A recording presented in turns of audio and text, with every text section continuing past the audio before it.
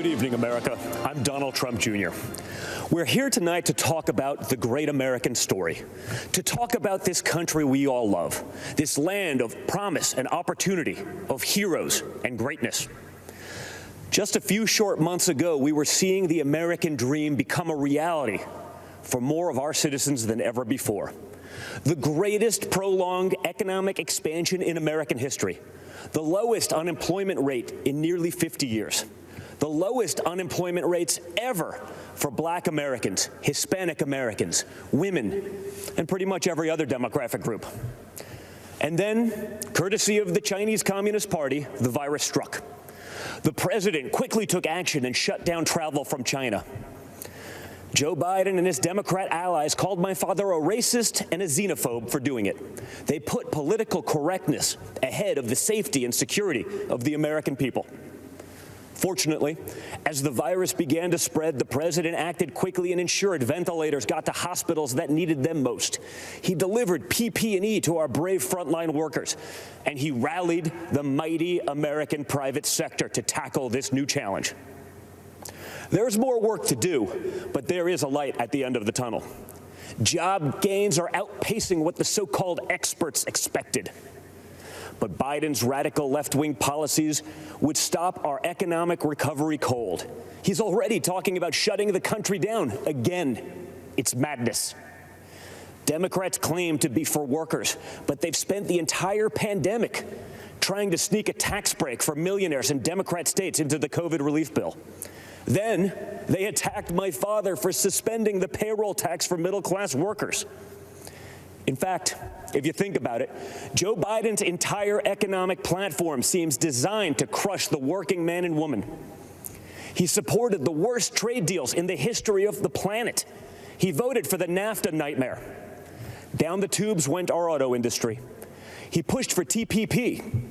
Goodbye, manufacturing jobs. Beijing Biden is so weak on China that the intelligence community recently assessed that the Chinese Communist Party favors Biden. They know he'll weaken us both economically and on a world stage. Biden also wants to bring in more illegal immigrants to take jobs from American citizens. His open border policies would drive wages down for Americans at a time when low-income workers were getting real wage increases for the first time in modern history. He's pledged to repeal the Trump tax cuts, which were the biggest in our country. After 8 years of Obama and Biden's slow growth, Trump's policies have been like rocket fuel to the economy, and especially to the middle class. Biden has promised to take that money back out of your pocket and keep it in the swamp.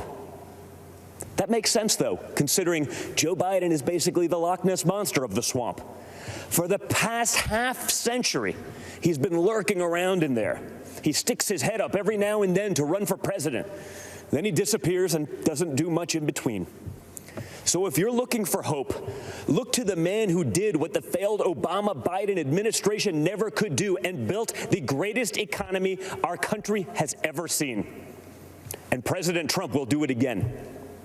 We will be stronger than ever because when we put our mind to it, there is no obstacle that America can't surmount. Except there's a difference this time. In the past, both parties believed in the goodness of America. We agreed on where we wanted to go. We just disagreed on how to get there. This time, the other party is attacking the very principles on which our nation was founded. Freedom of thought, freedom of speech, freedom of religion, the rule of law. Thomas Jefferson famously said, "I have sworn upon the altar of God eternal hostility against every form of tyranny over the mind of man." Our founders believed there was nothing more important than protecting our God-given right to think for ourselves. Now, the left, they're trying to cancel all of those founders.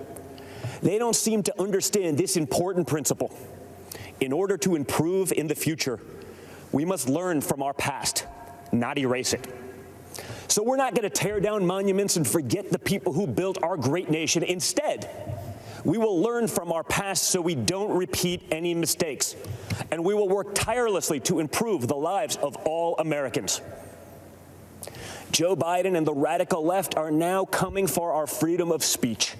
They want to bully us into submission. If they get their way, it will no longer be the silent majority.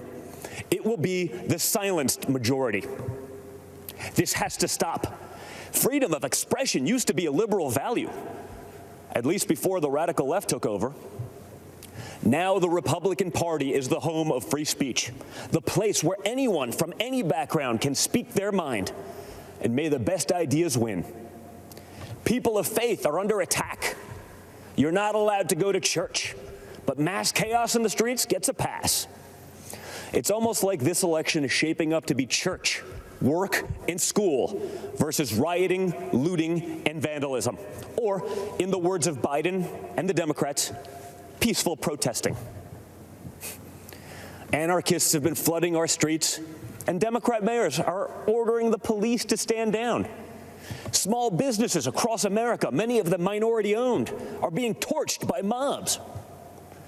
The Democrat mayors pretend it's not happening. They actually called it a summer of love. And that brings me to another important principle. Every American must be free to live without fear of violence in your country, in your communities, and in your homes. All men and women are created equal and must be treated equally under the law. That's why we must put an end to racism, and we must ensure that any police officer who abuses their powers is held accountable. What happened to George Floyd is a disgrace, and if you know a police officer, you know they agree with that too. But we cannot lose sight of the fact that our police are American heroes. They deserve our deepest appreciation. Because no matter what the Democrats say, you and I both know when we dial 911, we don't want it going to voicemail. So defunding the police is not an option. Everything starts with safety and security. You can't have anything else without it. You can't focus on building a better future for your children without the peace of mind that they can study safely in their classrooms, play safely in their neighborhoods, and sleep safely in their beds. But safety is only the beginning. Trump's America is a land of opportunity, a place of promise. I was fortunate enough to grow up in a family that could afford the best schools and the finest universities. But a great education cannot be the exclusive right of the rich and powerful. It must be accessible to all. And that's why my dad is pro-school choice. That's why he's called education access the civil rights issue, not just of our time, but of all time. It is unacceptable that too many African American and Hispanic American children are stuck in bad schools just because of their zip code. Donald Trump will not stand for it. If Democrats really wanted to help minorities and underserved communities, instead of bowing to big money union bosses, they'd let parents choose what school is best for their kids. They'd limit immigration to protect American workers. They'd support the police who protect our neighborhoods.